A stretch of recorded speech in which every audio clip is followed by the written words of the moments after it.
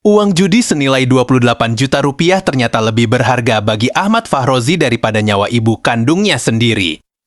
Inilah kisah tragis Siti Anawati, yang jasadnya ditemukan di dalam 3 karung plastik setelah 1 minggu menghilang tanpa jejak. Halo guys, terima kasih sudah klik video ini. Buat yang belum subscribe, silahkan subscribe ya guys, agar kalian tidak ketinggalan kasus-kasus selanjutnya. Nah guys, jadi aku mau bahas seorang ibu lansia dari Lahat. Nasibnya yang sangat naas, di mana akhir kisahnya ini berakhir horor di tangan anak kandungnya sendiri. Hanya karena si anak meminta uang namun ibu Siti Anawati tidak memberikan. Nah, jadi aku mau ajak kalian membahas kasus ini sebisa aku ya guys, agar kasus ini menjadi pembelajaran kita semua. Dan semoga kita semua dijauhkan dari orang yang ingin berbuat jahat kepada kita. Korban diketahui bernama Siti Anawati, seorang perempuan berusia 63 tahun. Ia tinggal di Desa Karangdalam, Kecamatan Pulau Pinang, Kabupaten Lahat, Sumatera Selatan. Di usia yang sudah lanjut, Siti Anawati menjalani harinya dengan sederhana. Ia menetap di rumah tersebut bersama anak bungsunya, Ahmad Fahrozi, yang berusia 23 tahun. Keseharian Siti Anawati lebih banyak dihabiskan di sekitar rumah. Sesekali ia terlihat berbincang dengan tetangga, mengikuti aktivitas warga, dan menjalani rutinitas seperti lansia pada umumnya. Warga sekitar mengenalnya sebagai sosok ibu yang ramah dan tidak banyak masalah. Ia juga dikenal cukup bahti dalam menjaga barang berharganya, terutama perhiasan emas yang dimilikinya. Perhiasan itu bukan sekadar harta biasa bagi Siti Anawati.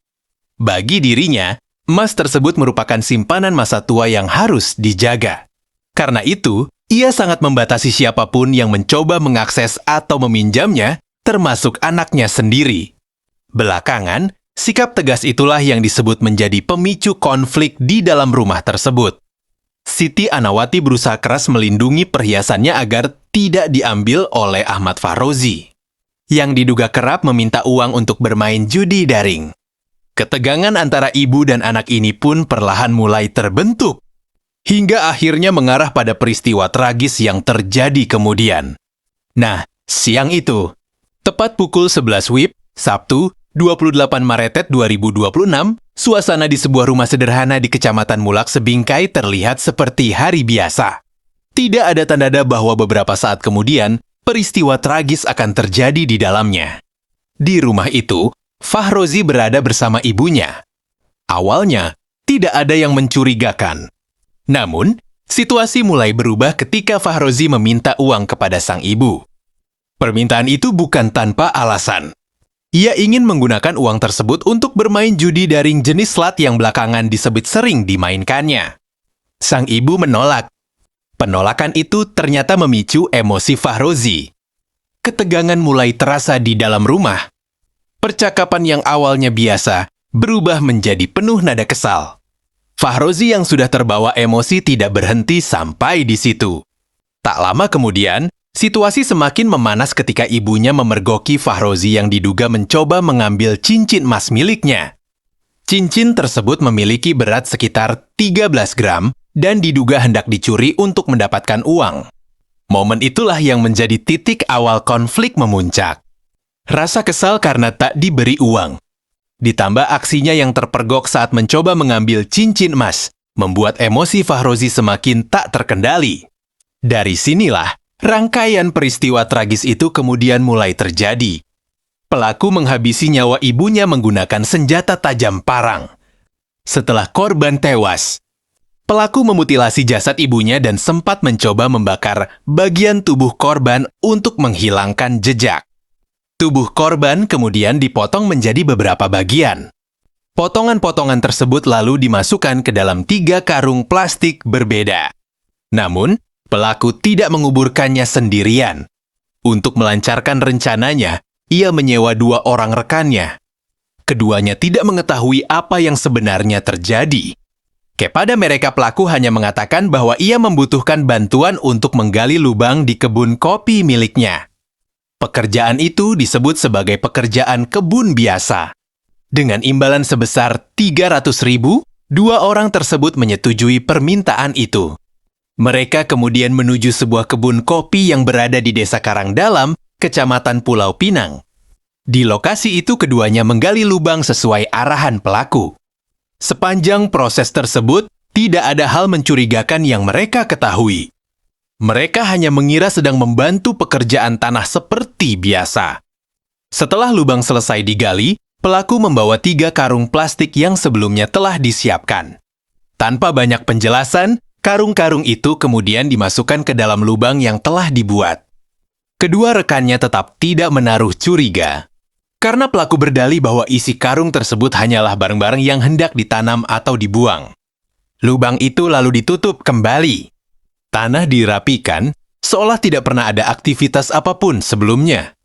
Kebun kopi itu kembali tampak seperti biasa.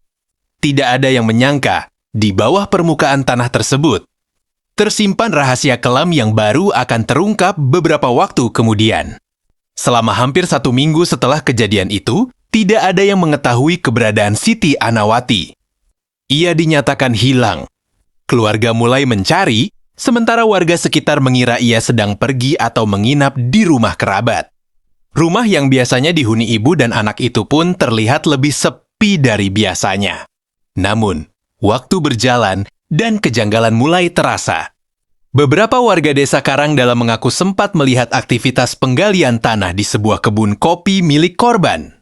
Saat itu, aktivitas tersebut tidak terlalu diperhatikan. Mereka mengira hanya pekerjaan kebun biasa.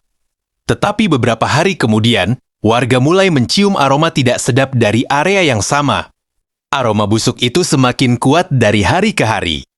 Kecurigaan pun muncul. Warga kemudian menyampaikan temuan tersebut kepada keluarga korban.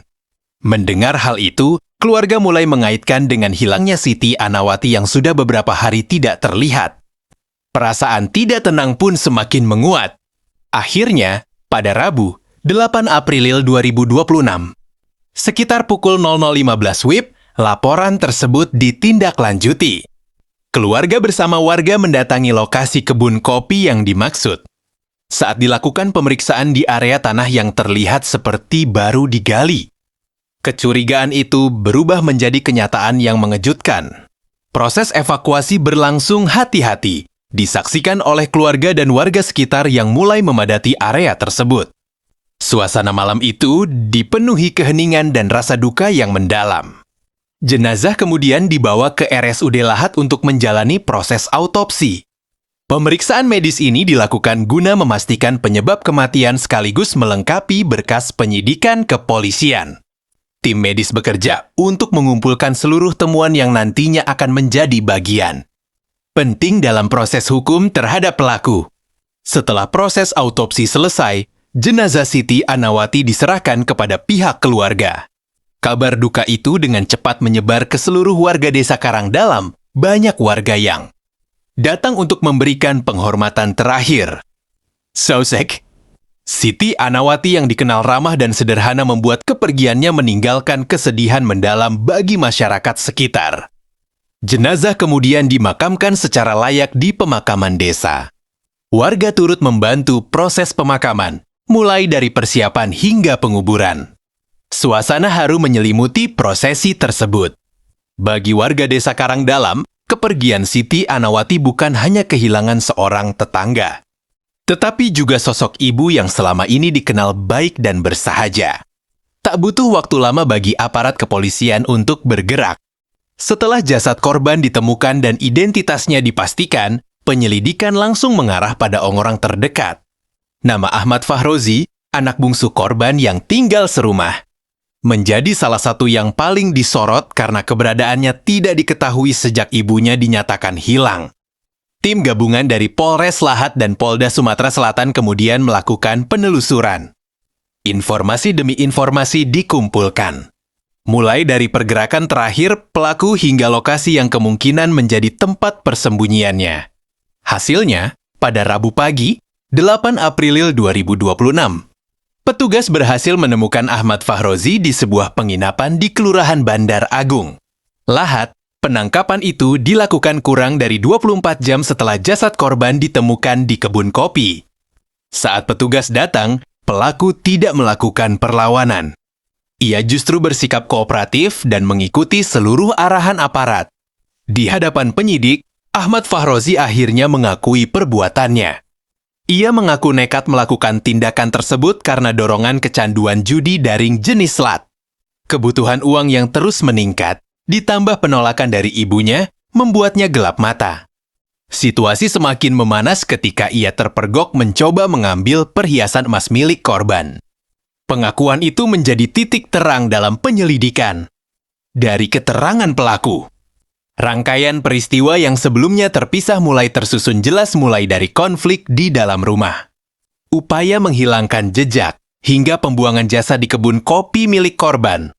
Dari hasil penangkapan itu, polisi kemudian melakukan pengembangan dan pengumpulan barang bukti.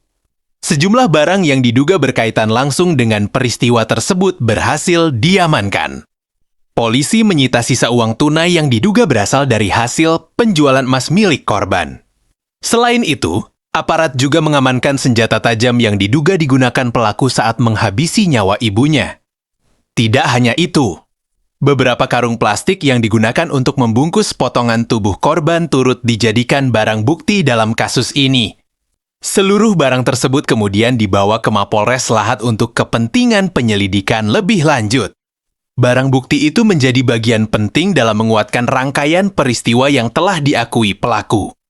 Melihat tindakan pelaku yang dinilai sangat ekstrem mulai dari menghabisi nyawa korban, memotong tubuh, hingga berupaya menghilangkan jejak, penyidik juga mempertimbangkan aspek kejiwaan pelaku. Pihak kepolisian pun menjadwalkan pemeriksaan psikologis terhadap Ahmad Fahrozi. Pemeriksaan ini dilakukan untuk memastikan kondisi mental pelaku saat kejadian berlangsung. Meski motif ekonomi akibat kecanduan judi daring sudah cukup jelas, penyidik tetap perlu memastikan apakah ada faktor lain yang memengaruhi perilaku pelaku. Langkah tersebut sekaligus menjadi bagian dari proses hukum guna melengkapi berkas penyidikan sebelum kasus ini dilimpahkan ke tahap berikutnya. Kasus ini pun menjadi sorotan karena melibatkan hubungan anak dan ibu kandung. Dengan rangkaian peristiwa yang mengguncang warga sekitar. Dari sinilah, kasus yang sebelumnya bermula dari laporan orang hilang berubah menjadi penyelidikan pembunuhan yang mengungkap fakta mengejutkan di balik hilangnya Siti Anawati. Atas perbuatannya, Ahmad Fahrozi kini harus menghadapi jeratan hukum yang sangat berat. Polisi tidak hanya menerapkan satu pasal, tetapi langsung pasal berlapis.